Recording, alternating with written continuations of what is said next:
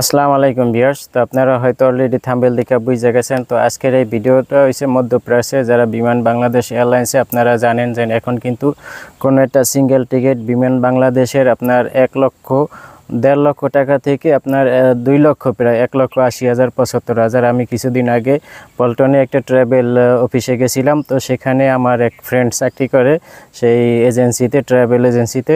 তো সেখানে তার সেই ওয়েবসাইটে আমি দেখলাম বিমান বাংলাদেশের প্রত্যেকটা ফ্লাইটের টিকিট আপনার 1,70,000, 1,72,000, 1,73,000। তো আজকে সেই বিষয়ে আপনাদের বিস্তারিত আলোচনা করব কী জন্য বিমান বাংলাদেশের এয়ারলাইন্সের টিকিটের দাম এত। এই বিমান বাংলাদেশ এয়ারলাইন্স এই টিকিটের দাম বৃদ্ধি করছে কিনা, অথবা যারা যেন প্রি বুকিং দিয়ে রাখে কোনো সিন্ডিকেট এই বিমানের টিকিট বৃদ্ধি করছে কিনা, সেটা আজকের এই ভিডিওতে জানতে পারবেন। তো বিমান বাংলাদেশ এয়ারলাইন্স অলরেডি একটা বিজ্ঞাপন প্রচার করছে। তো সেই বিজ্ঞাপন থেকে কিছু তথ্য আপনাদের সাথে শেয়ার করব। সেই বিজ্ঞাপনের সংবাদ সম্মেলনে যা বলা হয়েছে, তো সেখানে বলা হয়েছে বিগত 26 জানুয়ারি 2025 খ্রিস্টাব্দ তারিখে association of travel agency of Bangladesh আটাপ একটি সংবাদ সম্মেলন করে এয়ার টিকিটের দাম কমানোর পাশাপাশি যাত্রীদের নাম, পাসপোর্ট, ভিসা ছাড়া বাল্ক টিকিট বিক্রি ও মজুতদারি বন্ধের দাবি জানিয়েছেন।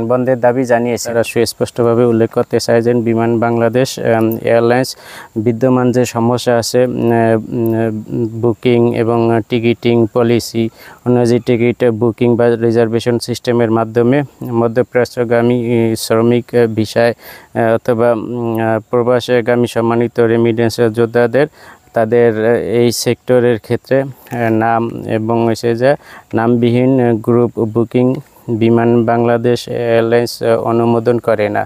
তো এগুলা তারা এই যেসব সিন্ডিকেট এগুলা করে, তো তারা বলছে যে এই সিন্ডিকেটের সাথে এই বিমান বাংলাদেশের কোনো সম্পর্ক নাই, এটাই তারা এখানে বুঝাইতে চাইছে।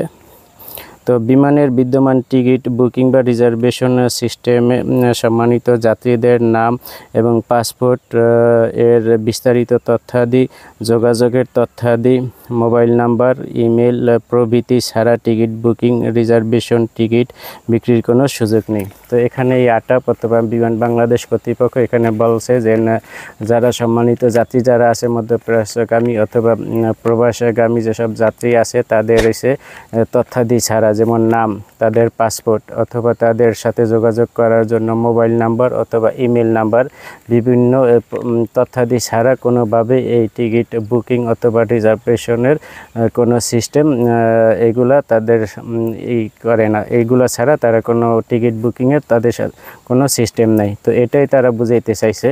তো আপনারা যারা সরাসরি এই বিমান বাংলাদেশ এয়ারলাইন্সে তাদের ওয়েবসাইটে প্রবেশ করতে চান, আমি সেই ওয়েবসাইটের অ্যাড্রেসটা জানিয়ে দিতে আছি অথবা ভিডিও ডিসক্রিপশনে দিয়ে দিব, সেখান থেকে আপনারা দেখতে পারবেন। এটা হচ্ছে www.bimanairlines.com।